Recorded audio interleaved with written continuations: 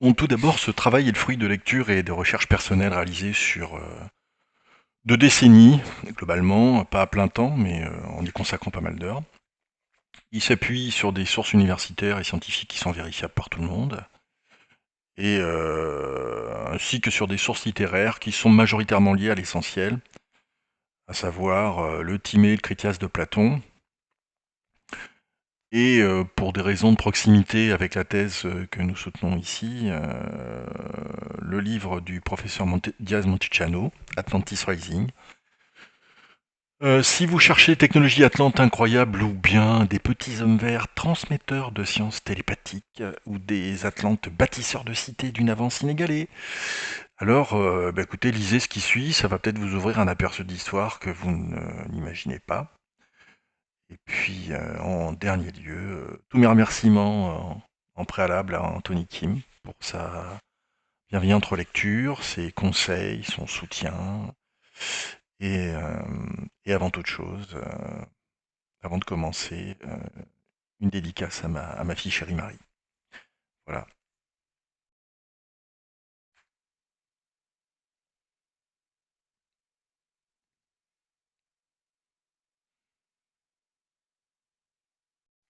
Pour commencer, donc la source principale, elle nous vient de Platon, un philosophe grec du 5e siècle, 4e siècle avant Jésus-Christ. C'est celui qui décrit le plus précisément Atlantis, dont les textes sont les plus précis. Il le décrit dans ces 2 textes. Le premier décrit Athènes, puis une guerre entre Athènes et les Atlantes, pour finir par la destruction d'Atlantis dans un cataclysme. Et le second, le Critias, donc lui précise l'histoire, l'origine, la mythologie même des Atlantes, leur géographie, leurs mœurs, leur faune, leur flore, et y compris leur système politique, leur organisation militaire, etc. Donc on peut aussi parler des autres auteurs antiques qui ont évoqué l'Atlantide, en dehors de Platon, sans rentrer dans le détail, mais on peut quand même en mentionner quelques-uns. Il y a Homère dans l'Odyssée, qui décrit la Calypso, une fille d'Atlas, qui vivait au milieu de la mer, sur une île. Il y a Écaté de Milet, qui est un historien géographe du 6e et 5e siècle. Hérodote, le père de l'histoire, rien que ça, qui parle des montagnes Atlas dont les habitants sont les Atlantes au-delà des colonnes d'Hercule. L'Atlantide serait après les colonnes d'Hercule. Il y a Théopompe et Théophraste qui sont un historien, philosophe, qui mentionnent les Atlantes aussi, toujours dans les mêmes siècles, 5e et 4e. Et puis il y a Crantor qui va vouloir vérifier l'existence de ces textes et qui va se déplacer en Égypte et qui va voir donc l'histoire de l'Atlantide écrite sur un document en Égypte, donc au 3e siècle. Lui, c'est un philosophe. Diodore de Sicile, qui est bien connu, qui, au 1er siècle avant Jésus-Christ, mentionne que les Atlantes avaient une terre prospère, parle de son premier roi, et indique que la religion est née en Atlantide. Et puis, on a aussi Posidonius et puis Strabon, qui sont bien connus comme auteurs antiques, qui sont un géographe et historien, et qui parlent, eux, aussi d'une ville, mais qui est Tartessos, et qui peut avoir un lien avec l'Atlantide, on y reviendra plus tard. Donc, Platon nous raconte les origines mythologiques d'Atlantis et de l'Atlantide. C'est le dieu des mers Poséidon qui tombe amoureux de Clito, qui est la fille d'Événor et de Leucippe. Et Poséidon va donc s'unir à Clito et va lui bâtir la cité d'Atlantis. Il va avoir avec elle 5 fois des jumeaux, donc 10 enfants en tout, auxquels il va donner la terre Atlante en tant que roi. Donc il va leur répartir l'ensemble de la terre Atlante en royaumes distincts. Le premier-né, l'aîné donc de Poséidon et de Clito, s'appelle Atlas. Il règne sur la cité d'Atlantis, la capitale. Son frère jumeau, le deuxième, le cadet, et le roi Gadiros, qui dirige l'île Atlante de Gadir, qu'aujourd'hui on appelle Cadix, et qui se trouve au sud-ouest de l'Espagne. Les Grecs ont transcrit, ont retranscrit, ont traduit le nom de Gadiros en Eumélos, et l'île ça ne s'appelait pas Cadix, mais s'appelait Érythéia. Donc les autres rois sont situés sur l'ensemble du territoire atlante et se répartissent les autres villes principales et territoires de l'Atlantide. Il faut noter aussi donc que Poséidon est souvent représenté sur un char, qui est conduit par des chevaux, et il possède un harpon en forme de trident, et son animal symbolique, c'est le taureau.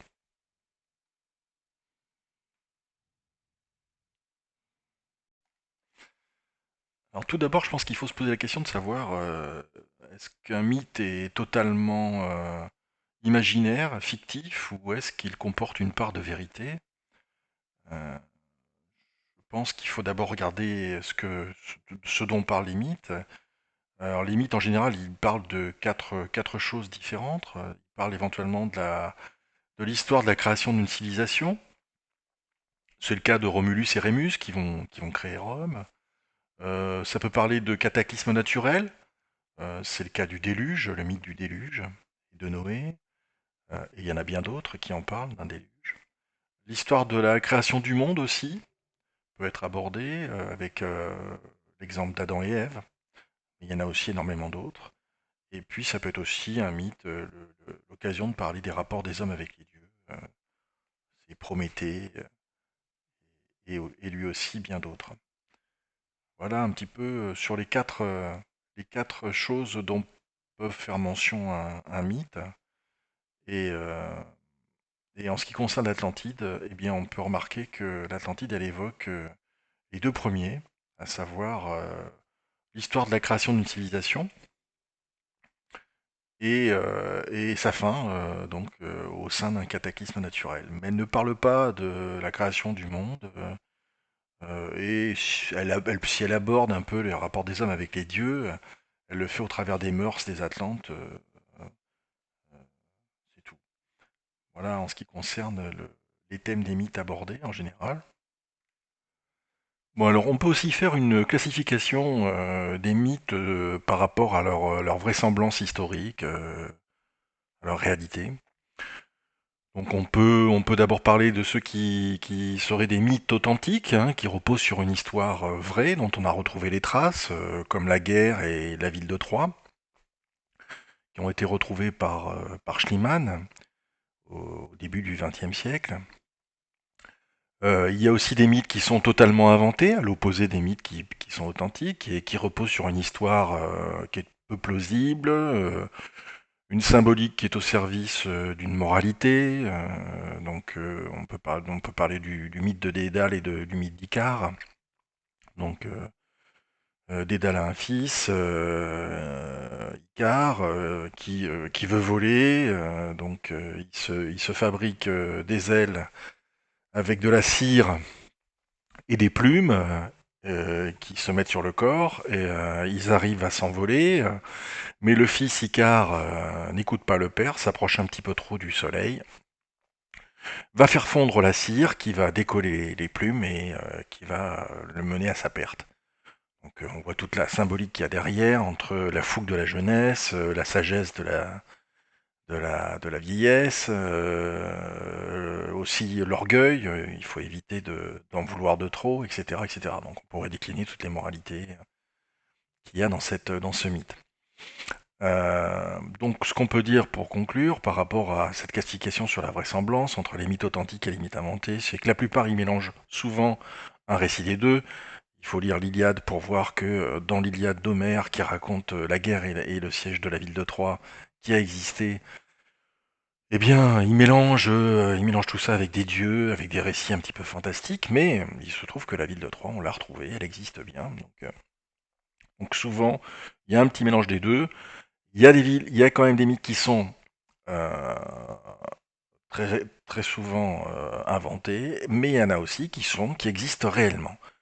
Et c'est souvent le cas, d'ailleurs, ceux qui existent réellement, c'est souvent le cas de ceux qui parlent de villes, puisqu'on a retrouvé la ville de Troie, on a retrouvé Mycène, on aura trouvé tout un tas de villes comme ça qui ont existé dans le passé et qui sont à l'origine de mythes plus ou moins précis et plus ou moins authentiques. Voilà.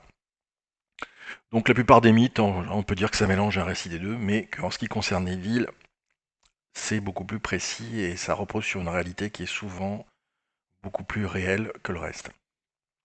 Mais qui en général, même s'il mélange des histoires de Dieu, de religion et de morale, pour la plupart, ce n'est pas une raison pour écarter celui-ci. Donc les mythes qui sont inventés ou authentiques. Alors les mythes fabriqués en général, ils concernent des personnages, très souvent. Ils sont extrêmement symboliques. Il y a des personnages comme Adam et Ève, c'est souvent des couples, Isis et Osiris, Icare et Dédale, il y a Faust ou Frankenstein qui existent aussi, qui représentent des histoires qui sont purement, euh, normalement inventées, même s'il y en a qui croient qu'Adam et Ève a existé. On ne sait pas s'ils s'appelaient Adam et Ève, s'ils étaient dans le paradis. Enfin, tout ça, chacun a ses croyances, mais toujours est-il que ce sont des mythes qui ne sont pas prouvés, dont on n'a pu jamais expliquer l'origine. Et puis, il y a des mythes qui, eux, ont une base authentique, on a des fondements qui sont réels, puisqu'on a retrouvé des éléments de ces récits, des éléments concrets, comme la cité de Troie qui figure dans l'Iliade d'Homère, qui a été découverte par Heinrich Schliemann, la cité du Minotaure, où il y avait le labyrinthe construit par Dédale, qui est à Knossos, voilà, même si on n'a pas retrouvé le labyrinthe tel qu'il est décrit, euh, cette cité existe. La cité de Mycène, du roi Agamemnon, toujours de l'Iliade, voilà, et donc, bon, on a pu retrouver, en fin de compte, la plupart du temps, quand ça parle de ville, on a retrouvé les fondements des mythes qui reposaient sur le récit d'une ville. Ça, ce sont des faits. Donc, ce qui nous laisse de l'espoir pour retrouver la ville d'Atlantis et le territoire de l'Atlantide. Alors, ce mythe, le mythe de l'Atlantide, est-ce qu'il serait appuyé sur la réalité? Alors, il y a quand même des parties de texte qui ont été vérifiées, et est-ce qu'elles peuvent aussi, est-ce qu'elles doivent sûrement côtoyer ou être à côté de parties qui ont été imaginées? Certainement, ou alors, en tout cas, elles ont été déformées peut-être par le temps. Dans tous les cas, il y a un professeur grec en géophysique que vous pouvez voir, Stavros Papamarinopoulos, qui est un grand connaisseur de l'histoire de l'Atlantide et des textes, et qui a fait des recherches qui étaient fondées sur comment Platon décrivait euh, la ville d'Athènes dans les textes relatifs à l'Atlantide, puisqu'il y a eu une guerre entre les Athéniens et les Atlantes. Et donc il a essayé de retrouver qu'est-ce qui caractérisait la ville d'Athènes à l'époque des Atlantes, et est-ce que ça existait, est-ce on pouvait en retrouver des traces. Eh bien, il a pu démontrer que tout ce qui est décrit comme ville dans les récits de Platon était présent à Athènes. Il a retrouvé les fortifications sur l'acropole, il a retrouvé une source qui avait été bouchée sous l'acropole par un séisme, un tremblement de terre.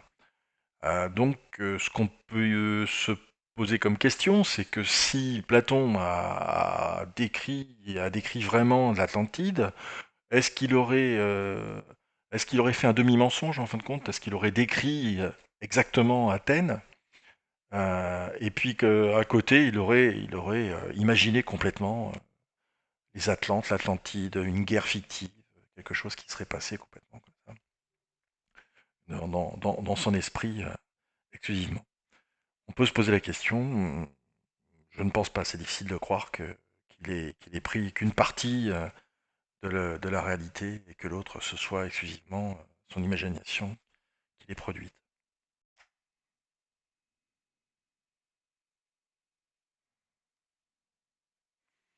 Alors pour savoir si Platon a dit la vérité ou s'il a complètement imaginé la chose, il faut un petit peu regarder son histoire, son parcours. Donc Platon, c'est un philosophe, et à l'époque, dans l'Antiquité, au 5e siècle, eh bien, les philosophes, ce sont les scientifiques de l'Antiquité. C'est eux qui ont le savoir, c'est eux qui connaissent, euh, qui peuvent parler des choses les plus étranges, les plus à la pointe aussi. Et donc Platon, pour retracer son parcours, c'est le disciple du plus grand philosophe grec de l'époque, Euh, et un des premiers, après les présocratiques, c'est Socrate. Donc c'est son disciple à Socrate. Socrate qui est un petit peu le fondateur de la philosophie européenne, qui en est un des pères. C'est le premier des philosophes moralistes grecs, c'est peu dire. Et ce qu'on peut dire, c'est qu'auparavant, c'était pas des philosophes, c'était des sophistes en fin de compte, qui vendaient un espèce de prétendu savoir au peuple. Et donc Socrate va défendre sa pensée et en défendant aussi la vérité, puisque pour défendre la vérité, il va aller jusqu'à se donner la mort. Donc Socrate va revendiquer son amour de la connaissance, du savoir, de la vérité et de la morale, jusqu'à mourir pour cela. Et donc il est difficile de croire que Platon, qui a été son élève, et à qui il a reçu les enseignements, ait menti. C'est un peu difficile à croire. Mais bon, tout est possible dans ce bas monde. Mais malgré tout, voilà un petit peu son parcours. Alors, pour continuer sur Socrate, il faut parler quand même effectivement de son amour de la vérité, jusqu'à se donner la mort. Donc Socrate, qui était le maître de Platon, qui a écrit les deux textes principaux sur l'Atlantide, eh bien, il a dû faire face à un procès où il est accusé d'impiété et de corruption de la jeunesse. Donc, son accusation, elle est mise en relation avec la pratique de l'élancos. Donc, en fin de compte, c'est que en public, il expliquait au peuple que les gens qui étaient en train de leur parler, de leur expliquer ce qu'ils savaient, les soi-disant savants, étaient en fin de compte des ignorants et que sous la plupart du temps, ils mentaient et qui se prenaient pour des gens extrêmement savants alors qu'en fin de compte, ils leur racontaient énormément de bêtises. Et donc, il démontre un petit peu tout ça en public et du coup, il va être soumis à un procès. Et lors de son procès, au lieu de se défendre, eh bien, Socrate va raconter sa vie. Donc, et donc, comme il raconte sa vie au lieu de se défendre, bien évidemment, c'est un peu facile pour ceux qui l'accusent d'impiété, de corruption de la jeunesse, etc. Eh bien, il va être condamné à mort. Alors à l'époque, ce qu'il faut savoir, c'est que lorsque vous étiez condamné à mort, vous pouviez proposer des peines inférieures et en général, ça vous sauvait la vie puisque euh, la peine que vous proposiez, c'était une façon de c'est un peu comme le plaider coupable chez les Américains. C'était une façon de reconnaître sa culpabilité et donc de faire amende honorable. Et donc on acceptait de vous donner une plus petite peine. Mais en ce qui le concerne, il va refuser de proposer des peines inférieures, que ce soit par une amende ou autre chose, ce qui aurait pu lui sauver la vie. Mais à l'opposé, il va proposer qu'on lui offre un repas parce qu'il considère qu'il a rendu de grands services à la ville d'Athènes en dénonçant tous ces faux savants, ces faux, ces faux philosophes, en fin de compte, qui vendent au peuple, en fin de compte, un savoir qu'ils n'ont pas, et où il leur raconte beaucoup de bêtises. Donc il va refuser à ses amis qui ont bâti des plans de fuite pour qu'ils ne soient pas exécutés, eh bien, il va refuser tous les plans de fuite qui vont lui être proposés par ses amis. Et en fin de compte, il va finir par se donner la mort en présence de ses amis. Il se donne donc la mort et donc il va démontrer que le savoir et la vérité sont supérieurs à la croyance, au mensonge, et qu'il mérite de donner sa vie. C'est quand même un des fondements principaux de la philosophie européenne sur laquelle encore repose notre société. Parfois on l'oublie, c'est sûr, mais ça en reste un des fondements essentiels. Donc c'est un des principaux fondateurs à ce titre de la pensée européenne qui démontre que la mort, que la mort, que par sa mort en fin de compte, eh ben, le savoir et la vérité, c'est les valeurs supérieures de l'existence. C'est un petit peu ce qu'il a enseigné à Platon. Vous voyez. Donc c'est quelqu'un qui va lui enseigner ce qu'est la vérité jusqu'à se donner la mort. Vous voyez un petit peu donc quelles sont les origines et le parcours et de qui Platon, qui va écrire le texte sur l'Atlantide, a été le disciple. Alors, pour terminer sur Platon, son parcours, sur Socrate, son maître, On va synthétiser, on va conclure sur ce qu'on a dit. Donc, on voit bien que Platon, il est reconnu aussi par tous comme le philosophe de la vérité. C'est ce qu'il recherche dans la plupart de ses écrits. Il répète aussi plusieurs fois dans ses textes que l'histoire qu'il écrit sur Atlantis, elle est réelle. Donc c'est pas une, c'est pas une- c'est pas tiré de son imagination. Et il insiste en disant, en écrivant, c'est un fait qu'il ne s'agisse pas d'une fable inventée, mais que c'est une histoire authentique et très importante. Voilà un petit peu ce que va dire Platon. Donc, si maintenant il y en a qui peuvent penser que ça pourrait être un mythe complètement imaginaire, que ce n'est pas très sérieux et que la philologie n'est pas très digne de crédibilité, ça fait quand même beaucoup entre toutes les villes qui ont pu être retrouvées, les villes antiques qui nous ont livré des témoignages du passé et des cultures qui nous ont précédés. Eh bien, je pense qu'il serait temps un petit peu de s'y pencher un petit peu sérieusement et de faire des recherches en la matière.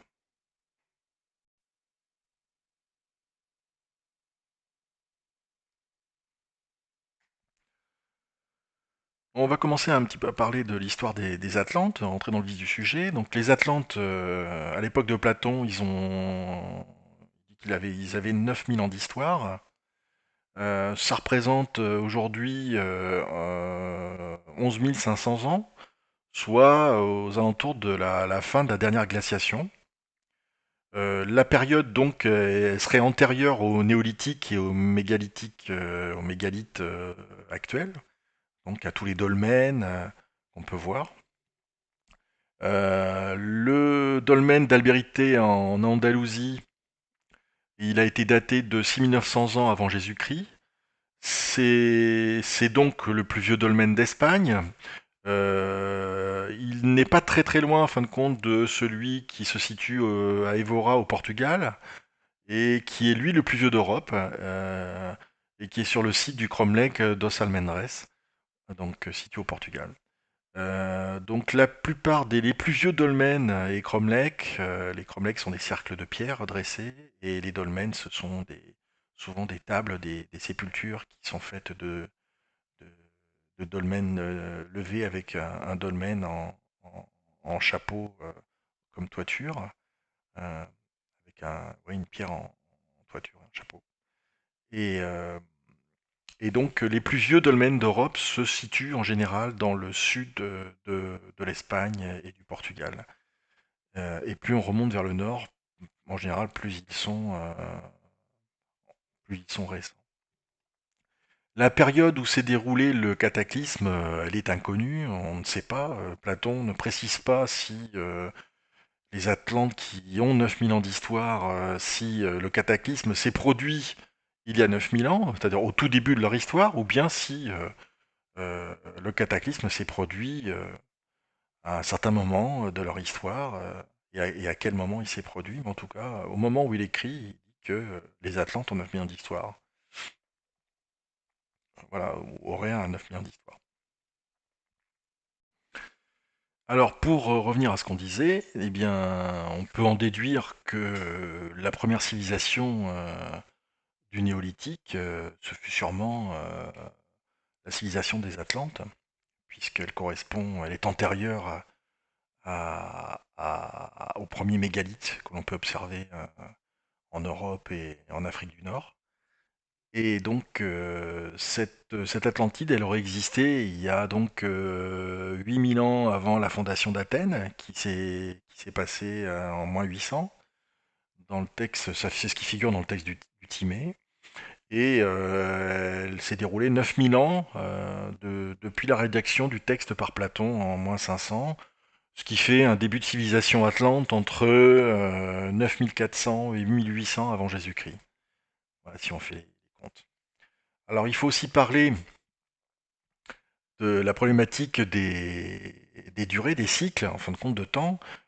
Tout ça, c'est correct si les chiffres dont on vient de parler sont exprimés en années solaires, mais ça n'a pas été toujours comme ça. Les Égyptiens, ils ont utilisé pendant un certain temps des cycles lunaires. Et si le nombre est exprimé en cycle lunaire, ramené en année, c'est-à-dire que dans une année, il y aurait 12,3 cycles lunaires, eh ben, ça ne ferait plus 9000 ans, mais ça ferait 713 années. Donc Solon, qui a, qui a retranscrit, qui a ramené cette histoire d'Égypte, ou bien Platon qui l'a écrite dans ces deux textes, est-ce qu'il parle d'années lunaires ou d'années solaires? Ça, personne ne peut le dire, personne ne le sait. Si on prend des cycles lunaires de 12,3 cycles, 12,3 lunes par an, eh bien, les 9000 années, ça donne à peu près ça donnerait une date entre moins 1140 et moins 1061 avant Jésus-Christ, soit environ vers 1100 avant Jésus-Christ. Chez d'autres auteurs, ils parlent aussi qu'il y a les cycles lunaires font 3 mois, ce qui ferait non pas 12 cycles par an, mais 4 cycles par an, ce qui augmenterait d'autant la, la- l'antériorité, la durée de la civilisation atlante.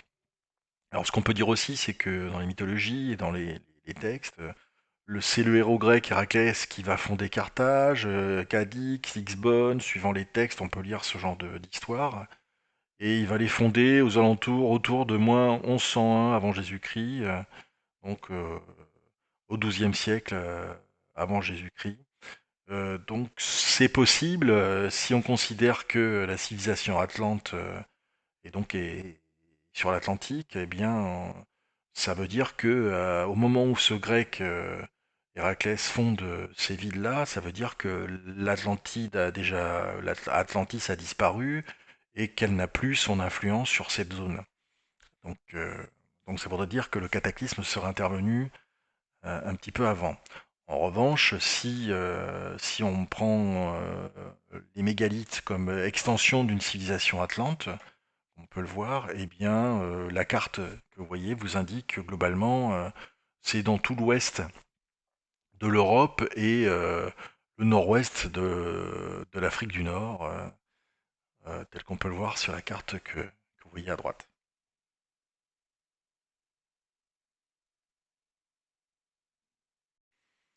Alors maintenant, nous allons essayer de faire un portrait de la capitale Atlante Atlantis, celle qui est décrite par Platon comme étant donc d'un diamètre à peu près de 4 à 5 km suivant les stades qui sont utilisés. Donc la mesure qui est utilisée, c'est les stades. Et il y a des différences entre si on prend le stade grec, le stade athénien, le stade égyptien, et il y en a encore d'autres, eh bien on n'obtient pas du tout la même distance parce qu'il peut y avoir jusqu'à 37 mètres de différence entre un stade grec et un stade égyptien. Donc le stade égyptien fait 150 mètres et le stade grec en fait 187.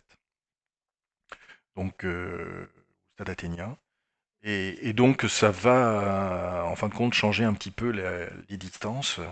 Dans tous les cas, on voit que la cité, elle est faite sur la base de trois cercles imbriqués de terre et d'eau et de mer, de canaux en fin de compte, avec un canal central qui va jusqu'à la mer. On voit que les cercles sont de plus en plus grands, donc les cercles de terre sont de plus en plus grands et les cercles de mer qui les entourent aussi. Donc qu'est-ce qu'on peut dire? On peut dire aussi que chaque cercle de terre est entouré par un mur qui est plaqué par un métal différent. Donc le plus grand à l'extérieur, le cercle de terre est entouré d'une muraille qui est plaquée avec du bronze. Le du milieu comprend un mur, une muraille qui est plaquée avec de l'argent. Et le cercle du centre, où se trouvent les temples de Poséidon et de Clito, est donc plaqué avec un métal qu'ils appelaient l'orichalque. Alors, l'orichalque, beaucoup en font un métal exceptionnel, très mystérieux. En fin de compte, orichalque, ça vient de oreikhalkos, pardonnez-moi mon grec, mais ça veut dire cuivre des montagnes.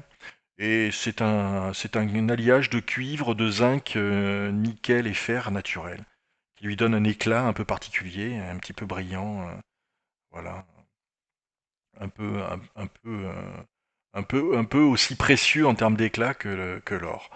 Voilà, tout en étant moins cher, bien évidemment.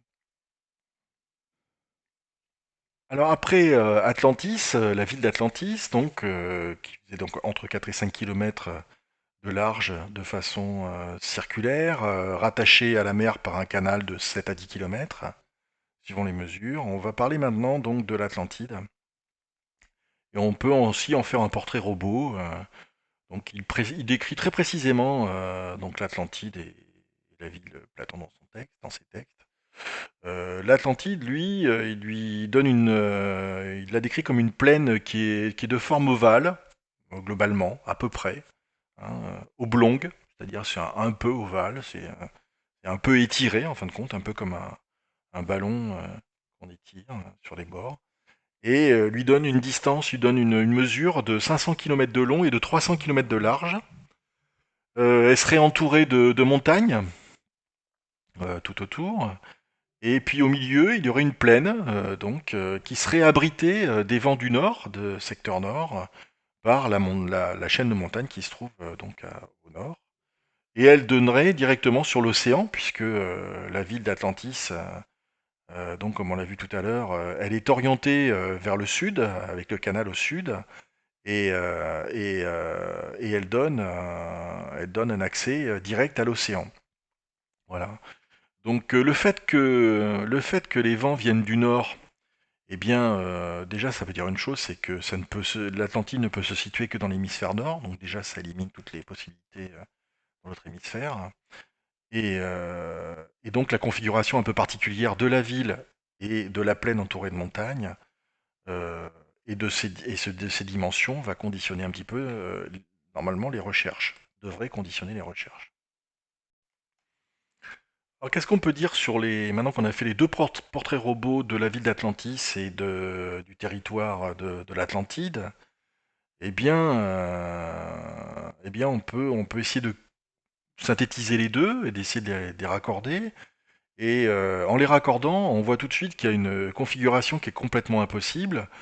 C'est celle où, en fin de compte, la plaine oblongue